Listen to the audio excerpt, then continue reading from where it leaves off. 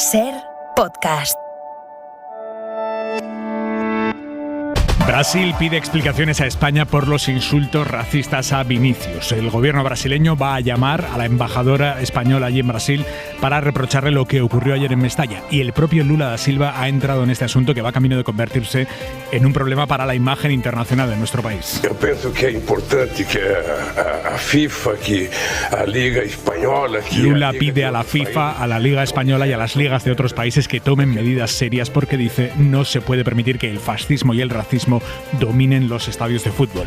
El presidente español Pedro Sánchez ha pedido esta tarde tolerancia cero con el racismo en el fútbol y la Fiscalía investiga ya lo que pasó ayer en el campo de Valencia. Ha abierto diligencias por un presunto delito de odio y ha pedido a la policía todas las imágenes para localizar a quienes insultaron a Vinicius. A uno se le ha identificado ya. Miguel Ángel Campos, buenas tardes. Buenas tardes. Investigación que abarca tanto a lo que ocurrió dentro como fuera del campo. Fuentes fiscales confirman que este caso puede llegar a los tribunales, a diferencia de las otras denuncias que ha habido por insultos a Vinicius o a otros jugadores, porque en Mestalla se ha conseguido identificar a al menos uno de los autores. Una situación prácticamente idéntica a la de la única causa que también ha prosperado en España y está a punto de ir a juicio, la de los insultos racistas de hinchas del Español al jugador del Bilbao, Iñaki Williams, en 2020. También aquí la policía consiguió identificar a uno de los autores de los insultos, que hizo la onomatopeya del mono para referirse al jugador, y la Fiscalía le pide 2 años de cárcel. No ha habido político hoy que no haya hablado de los insultos a Vinicius. También la presidenta madrileña Isabel Díaz Ayuso metiendo en la batidora argumental esos insultos xenófobos y los pitidos al rey. España no es un país racista, y después darnos cuenta de que esto mismo ocurre también en las ofensas contra el rey, contra otras muchas personas. Creo que desde luego los campos de fútbol nunca se pueden convertir en esto. Los ataques a Vinicius en el centro hoy del debate político y del deportivo, obviamente. El Real Madrid ha agradecido el apoyo a Lula y en un comunicado esta tarde carga contra el presidente de la Federación, Luis Rubiales. Gallego, buenas tardes. Buenas tardes. El Real Madrid señala al presidente de la Federación como el máximo responsable de haber permitido que no se actuase de manera contundente para evitar la situación a la que se ha llegado. La pasividad de Luis Rubiales y de los árbitros, dice el Real Madrid, ha contribuido al desamparo y la indefensión de nuestro jugador. En el comunicado, el Madrid también agradece todas las muestras de apoyo y solidaridad con Vinicius. El gobierno de Murcia ha suspendido para mañana las clases y las actividades deportivas al aire libre en 14 municipios de la región por el riesgo de tormentas muy intensas. Tormentas que van a ser especialmente duras allí en Murcia, pero también en el sur de Alicante y en Almería. Jordi Carbó. Buenas tardes. Mucha atención las próximas 24 horas en el sudeste de la península, ya que es donde se formarán las tormentas más violentas, en muchos momentos con lluvia torrencial y persistente. Donde más probabilidad hay que descarguen es en provincias como Almería, Murcia, el sur de Alicante, Granada, también al sur de Albacete. Y durante la tarde de mañana, tormentas, en muchos casos con granizo, en el Valle del Ebro y alrededores. También se irán formando tormentas en el resto del interior peninsular. Quedarán al margen Galicia, gran parte del Cantábrico, también Castilla y León. Empieza así Hora 25. Esta noche tenemos Ágora en Hora 25, pero la SER sigue en ruta en esta segunda y última ya semana de campaña. Ángels, buenas tardes. ¿Qué tal, Aymar? Buenas tardes. ¿Cómo suena eso de última semana de campaña? Pues ya pensaba, cuando hemos terminado el programa en Vitoria, digo, venga, 4. Pero la verdad es que está muy bien, porque tú y yo lo decimos siempre, y además cuando hacemos programas fuera, salir de Madrid está muy bien y conocer diferentes realidades y hablar de los problemas de la gente desde fuera del sitio donde estamos habitualmente, que al final eso es una especie de centrifugadora, yo creo que es muy bueno. Mañana vais a hablar de educación en Oviedo. Mañana hablamos de educación desde Oviedo. Vamos a intentar desmontar algunos tópicos sobre la educación española. Vamos a hacernos muchas preguntas: en qué somos fuertes, en qué funciona de la educación, qué es lo que no funciona, y sobre todo, como estamos haciendo estos días, vamos a poner en antena testimonios de profesores, de iniciativas que tienen diferentes escuelas para educar de otra manera, para motivar sobre todo. Vamos a estar en directo en diferentes puntos de España, en diferentes escuelas, y como digo, testimonios de profesores, de padres y también de alumnos. Te escuchamos mañana desde las 6, Ángeles. Venga, hasta mañana. Un beso. Entramos en la segunda y última semana de campaña. Hoy es el último día, de hecho, en el que se pueden publicar encuestas. En la cadena SER, Hora 25, con Aymar Bretos. Y en la serie El País publicamos hoy un sondeo de 40DB sobre 6 ciudades clave en estas elecciones. Empezando por la capital de España, Martínez Almeida ganaría las elecciones en Madrid, pero lejos de la mayoría absoluta. Necesitaría a Vox para retener el ayuntamiento y en Barcelona la victoria sería del socialista Jaume Collboni. Marina Fernández, vamos a hacer el mapa que dibuja este sondeo. Buenas tardes. Buenas tardes. Empezando por esas dos ciudades en las que el escenario sigue muy abierto a 6 días de las elecciones. En Madrid, Almeida sería el más votado, pero tendría que apoyarse en la extrema derecha para gobernar. La izquierda, si Unidas Podemos consigue representación, se quedaría cerca de sumar con Más Madrid como segunda fuerza por delante del PSOE.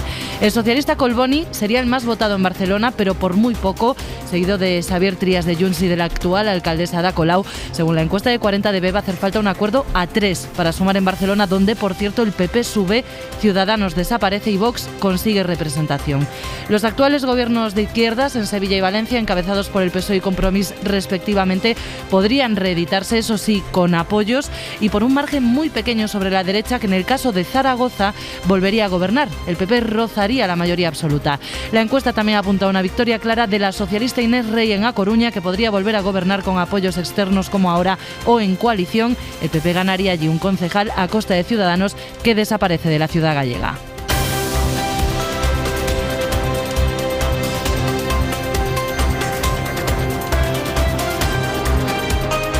Está el presidente del gobierno, Pedro Sánchez, en Cantabria, a punto de tomar la palabra en un acto de partido. Quien tiene ahora mismo la palabra en un acto de su partido es el expresidente José María Aznar, haciendo chanzas como esta. Yo soy partidario de la meritocracia. Y la meritocracia es una cosa que se está arrasando en el mundo de hoy. Ahora se dicen, no, oiga, de las 10 plazas hay que reservar 2 por género, 2 o 3 por raza. Y las 5 restantes por la orientación sexual A, la B, la C, la D o la X. Bien. Aznar con sus gracietas haciendo campaña al lado de Ayuso esta tarde, una Ayuso que cada vez le está echando un pulso más claro en lo argumental a la dirección de su partido. Mariela Rubio, buenas tardes. Buenas tardes. Sí, Ayuso ha endurecido hoy su confrontación ideológica con Génova y no solo ha insistido en contra de la posición de Feijóo en que se debe estudiar la ilegalización de Bildu. La pregunta es si estamos estudiando todas las vías y si estamos plenamente seguros de que este proyecto es legal. Sino añadiendo que la oferta de Feijóo de que gobierne la lista más votada tras el 28M no tiene ni sentido ni recorrido. Yo no llegué así la primera vez a la Comunidad de Madrid. Yo creo que también para eso están los parlamentos, para que haya sumas de diputados. Yo creo que somos conscientes todos de que es un debate que yo creo no tiene recorrido. Y asimismo reconocía Ayuso que no comparte la tesis del líder de su partido de que haya que priorizar al PSOE en materia de acuerdos. No pactaría con el Partido Socialista muchísimas cosas. Si va a ir por ese lado, yo ahí no estaré, claro. Y en este contexto añadía que aún así respalda a Feijóo, del que ha dicho tiene una única oportunidad para cambiar las cosas, dando a entender que o Feijóo triunfa en diciembre o se acabó su ciclo. Yo creo que estoy en posición de apoyar al líder del Partido Popular, que tiene una única... tenemos todos una única oportunidad de cambiar las cosas. Un Ayuso que hasta ahora comparte escenario con José María Aznar. Y lo está haciendo excepcionalmente bien, extraordinariamente bien, con una política que trasciende lo que significa mucho los límites de esta comunidad autónoma. Oiga, en Madrid libertad y progreso se llama Isabel Díaz Ayuso. Y nada más. Y nada más. En la primera línea del mitin, junto a Aznar, otros representantes de la Ladura como Cayetana Álvarez de Toledo. En el escenario en estos momentos, Díaz Ayuso, la escuchamos en directo.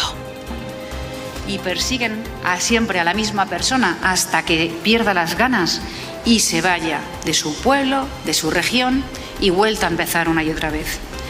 Y para colmo, de izquierda deja un país tremendamente endeudado, una deuda que va a comprometer a generaciones. Ayuso en directo en Alcobendas, Pedro Sánchez en directo ahora mismo en Santander. Acaba de tomar la palabra el presidente del gobierno en el mitin del PSOE. Mirad, yo cuando llegué al gobierno, en 2018, es decir, no estoy hablando de la prehistoria, estoy hablando de escasos años atrás, había un presidente del gobierno, un tal Mariano Rajoy, que cuando le preguntaron sobre la desigualdad salarial dijo: no es mi competencia tener que influir en la igualdad salarial entre hombres y mujeres. Acto de Pedro Sánchez ahora mismo en la capital cántabra. Guillermo Lerma, buenas tardes. Buenas tardes, Aimar. Sánchez acaba de tomar la palabra en ese mitin en el que se espera que el presidente del gobierno haga un nuevo anuncio, esta vez en materia de igualdad. El PSOE mantiene así su estrategia, intentar que los anuncios que lleva el Consejo de Ministros marquen el debate de la campaña.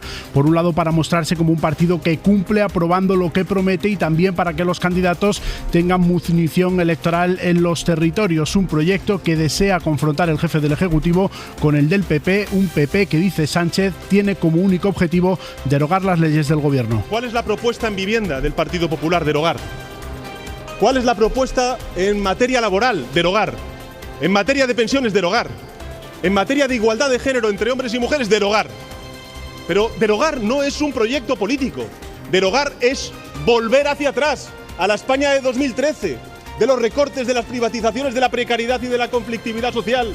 En Ferraz creen que la vivienda y la sanidad son dos asuntos de impacto que pueden servir para movilizar a los suyos y espolear a los indecisos. El CIS de hoy, Aimar, revela que solo hay un 60% de los que optaron por el PSOE en 2019 que volverían a elegir ahora la papeleta socialista. Guillermo, gracias. Hasta luego. La foto que no vamos a ver el domingo es la de Yolanda Díaz cogiendo una papeleta para votar en Madrid. La candidata de Sumar a las generales va a votar por correo. El argumento oficial es que tiene agenda ese día en Portugal, una cumbre allí, pero a nadie se le escapa la polvareda que se levantó cuando Díaz dejó caer en el programa de Évole que votaría a Más Madrid y no a Podemos.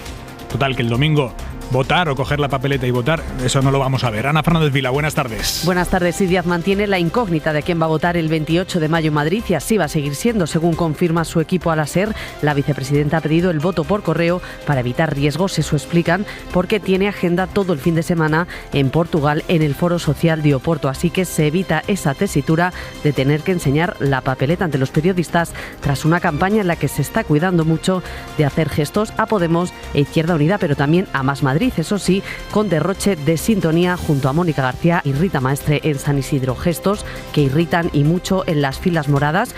Muchos dan por hecho que votará a Más Madrid, mientras los suyos evitan aclararlo y defiende que está volcada con todos para evitar que gane la derecha. Yo he decidido hacer campaña intensa porque soy consciente de que nos jugamos demasiado. Palabras de Díaz hoy en Málaga apoyando una de las pocas candidaturas de unidad que han logrado Podemos, Izquierda Unida y Más País. Hora 25. Con Aimar Bretos. La campaña pisa el acelerador, pero nadie lo hace como Baltar. Antes de que la Guardia Civil lo parara por ir a 215 kilómetros por hora, otro radar cazó pasado de velocidad al coche oficial que conducía el presidente de la Diputación de Ourense y líder del PP en esa provincia, José Manuel Baltar. Él siempre ha dicho que la multa de los 215 kilómetros, por la que está además a la espera de juicio, fue un despiste puntual en una recta. Bueno, 54 minutos antes, un radar pilló al mismo coche a 173 kilómetros por hora en la misma carretera. El PP nacional no solo no lo ve mal, es que lo disculpan. Elías Bendodo, coordinador general del PP. Yo creo que al final los políticos somos el reflejo de la sociedad, y cometemos los mismos errores que cometen los ciudadanos. Esa es la realidad. Creo que al final los servidores públicos ya tenemos el escrutinio diario de ustedes, de los medios de comunicación y de los ciudadanos, y por tanto evidentemente tenemos que actuar con más cuidado, por decirlo de alguna manera, pero no olvide que somos igual de humanos que ustedes. Hora 25. Aimar Bretos. 500 kilómetros separan el barrio más rico de España y el más pobre. El más rico es El Viso, en Madrid, con 40.800 euros anuales de renta per cápita. Y el más pobre está en Sevilla, el Polígono Sur, donde la renta por cabeza es de 5.816 euros al año, 7 veces menos. Son datos del Instituto Nacional de Estadística, que certifica que 7 de los 10 barrios con más poder adquisitivo están en Madrid. Aunque Madrid también tiene uno de los barrios más pobres de España, San Cristóbal, en Villaverde. Vamos a dibujar el mapa de la desigualdad en España. Jordi Fábrega. Hay abismales diferencias de renta per cápita entre barrios y también entre ciudades, según los datos publicados hoy por el INE, que corresponden al año 2020. Los 6 barrios más ricos de España están en Madrid, con rentas de más de 40.000 euros por persona en el caso del Viso, o de unos 37.000 euros al año en Recoletos y Castellana. El primero de este ranking que no está en Madrid es el barrio de las Tres Torres, en Barcelona, que ocupa la 7ª posición. Si la riqueza está concentrada, la pobreza también. De los 4 barrios con menos renta per cápita, 3 están en Sevilla. 2 de ellos, que son el Polígono Sur y los Pajaritos Amate, no llegan a los 6.000 euros por persona al año.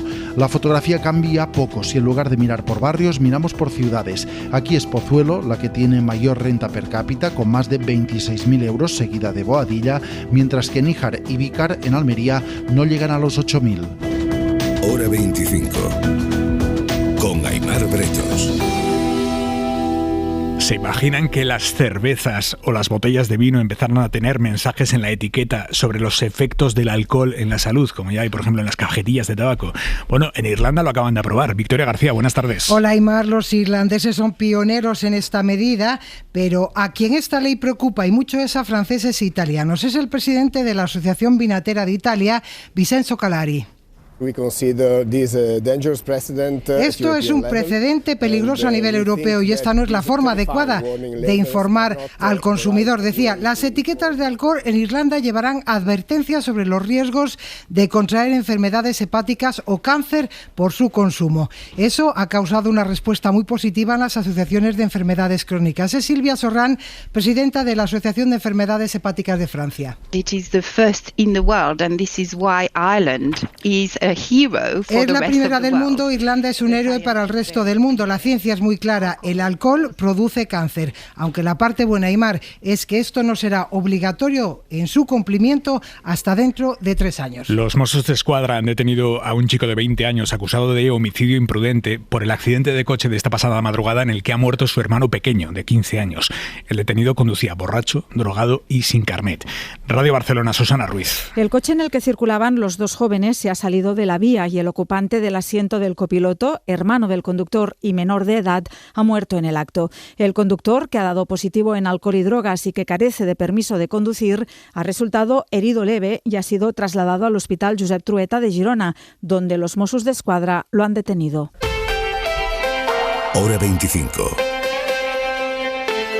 Aimar Bretos. Victoria judicial importante de las víctimas del amianto, en concreto de Vanessa Godino, una mujer con la que hablamos aquí en Hora 25 hace un par de meses, que nos contó cómo sus padres, los dos, habían muerto por culpa del amianto. Su padre, por trabajar como albañil durante más de 20 años en una empresa, y su madre por lavarle a él la ropa. De hecho, ella cayó enferma antes que él. Y entonces, claro, comunícale a tu padre que su mujer está enferma por haber lavado su ropa de trabajo. Es un golpe muy duro. ¿Se lo dijisteis vosotras? Se lo dije yo. ¿Y cómo lo encajó? Pues lo encajó en un principio, pues como era él, con muchísima valentía y intentando pensar en lo que venía y que él tenía que estar ahí. Vanessa y sus hermanos llevaban años peleando en los tribunales porque las empresas en las que trabajó el padre, Altos Hornos de Vizcaya y Acero Solarra, ya no existen como tal. Se reconvirtieron en otras empresas que se negaban a reconocer como víctima al padre porque formalmente no había trabajado para ellos. Ahora el Tribunal Superior de Justicia del País Vasco ha reconocido que existe sucesión en esas empresas. Esto es, que las nuevas compañías son también responsables de lo que le pasó a ese hombre. Se abre así la puerta a que suceda lo mismo con otras víctimas del amianto. Ser Euskadi, Miguel Ángel Garrosa. Vanessa Godino, junto con sus 5 hermanos, inició en 2019 un proceso judicial contra Acero Solarra y Altos Hornos de Bilbao, empresas en las que estuvo su padre expuesto al amianto entre el año 65 y el 90. Ahora, por fin, la justicia, con sentencia firme, les da la razón. Yo he podido cumplir la promesa que le hice a mi aita, estando en cuidados paliativos, de que se fuese tranquilo, que yo lo iba a pelear junto con mis hermanos y nosotros lo íbamos a hacer por él, por mi ama. Ahora esa lucha va a ser por su madre, que falleció también por amianto en 2012 tras haber estado años y años limpiando la ropa de la fábrica de su marido. En cuanto al Fondo de Compensación de Víctimas del Amianto entre en vigor, que será en breve, irá a los tribunales para que su madre sea reconocida también como víctima. Y escuchen esto que les contamos a esta hora. Adif va a pedir asesoramiento a la ingeniería Geocontrol para decidir si le adjudica a Ferrovial una gran obra de 620 millones de euros. La constructora Adif, Ferrovial, no Adif, Ferrovial, que decidió, por cierto, recordarán, trasladar su sede a Países Bajos. Ferrovial tiene, en principio, la mejor puntuación técnica para hacer esa obra, pero hay otras 2 empresas que se presentaron al concurso que tienen mejor puntuación porque han hecho ofertas más baratas, por mucho menos dinero de lo que pide Ferrovial. Son presupuestos sustancialmente más bajos, hasta el punto de que Adif sospecha que puede tratarse de bajas temerarias, pero a pesar de eso no las descalifica de entrada y en un procedimiento muy poco habitual va a pedir a Geocontrol que analice la viabilidad de esas ofertas baratas. Mónica Peinado. Adif justifica la implicación de un tercero en la adjudicación de la obra por la complejidad técnica del proyecto y la magnitud de la inversión. Es un procedimiento poco habitual, pero dentro de lo que puede hacer la Administración en un concurso público. Geocontrol conoce la obra que está en juego, que es el soterramiento de las vías en Montcada y Reixac, porque fue la ingeniería que redactó el proyecto. Ahora deberá analizar si los presupuestos que Adif considera temerarios son viables o no, y de eso dependerá que la obra se adjudique o no a Ferrovial, que ha obtenido la mejor puntuación técnica. Vamos a volver por un momento a Santander, al mitin de Pedro Sánchez. Acaba de hacer un anuncio en clave social de cara al Consejo de Ministros de mañana. Guillermo Lerma. Sí, Aimar, acaba de anunciar el presidente del Gobierno que mañana el Consejo de Ministros remitirá a las Cortes la ley de paridad, esa ley que aprobó en primera lectura el Consejo de Ministros el 7 de marzo. Mañana el Gobierno la enviará a las Cortes para su aprobación definitiva en las próximas semanas. Una norma que, como ha recordado Pedro Sánchez, obligará a que las mujeres ostenten el 40% de los puestos de dirección públicos y privados. Paridad en el poder político, paridad en el poder económico, paridad en el Gobierno de España, paridad en los gobiernos de las grandes empresas. Paridad por ley. A algunos, ya sabemos a quién, esto les parecerá excesivo. Pero a nosotros, que somos socialistas y feministas, a la mitad de la población que es femenina, que son mujeres, le corresponde la mitad del poder político y del poder económico. Entre las novedades que se incorporan al texto, Aimar, es que afectará también a órganos constitucionales y jurisdiccionales como el Tribunal Constitucional, el Consejo de Estado o el Consejo General del Poder Judicial. Gracias, Guillermo. Y a esta hora, la mirada de Vidal Folk. Las agresiones racistas en el fútbol, ahora a Vinicius del Madrid, antes a otros como Iñaki Williams del Athletic, se están convirtiendo en un escándalo nacional, incluso en una vergüenza internacional. De momento, los que lanzaron insultos en el Estadio Valenciano están siendo identificados. No podrán volver a las gradas como castigo de por vida y la Fiscalía les persigue como presuntos autores de delitos de odio. Ha habido muchas reacciones condenatorias y solo alguna tontorrona. La más suculenta ha sido la del entrenador del Barça, Xavi Hernández, que además tiene especial valor por proceder de los colores superrivales del Madrid. Xavi ha dicho 4 verdades contundentes. 1, que España no es un país racista. 2, que sí han existido actos de racismo en el fútbol. 3, que el fútbol es el único deporte donde se acepta el insulto. Y 4, que siempre ha pensado todo eso, pero que ahora que soy entrenador del Barça y tengo poder mediático, aprovecho para decirlo. Hay al menos 2 lecciones urgentes a extraer de este asunto repugnante. Una es que las autoridades in situ deben ser más tajantes en la aplicación inmediata de sanciones ejemplares, como desalojar unas gradas o suspender definitivamente un partido, algo autorizado por la ley de 2007 contra la violencia y el racismo en el deporte. Otra, que todos deben aprender de Xavi. Todos los personajes públicos que gozan de poder mediático deberían militar públicamente contra los insultos racistas y, desde luego, contra todo insulto que cunda el ejemplo. Suscríbete a Hora 25. Todos los episodios y contenidos adicionales en la app de Cadena SER y en nuestros canales de Apple Podcast, Spotify, iVoox, Google Podcast y YouTube. Escúchanos en directo en la SER de lunes a viernes a las 8 de la tarde.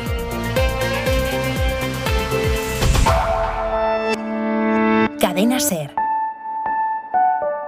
La radio.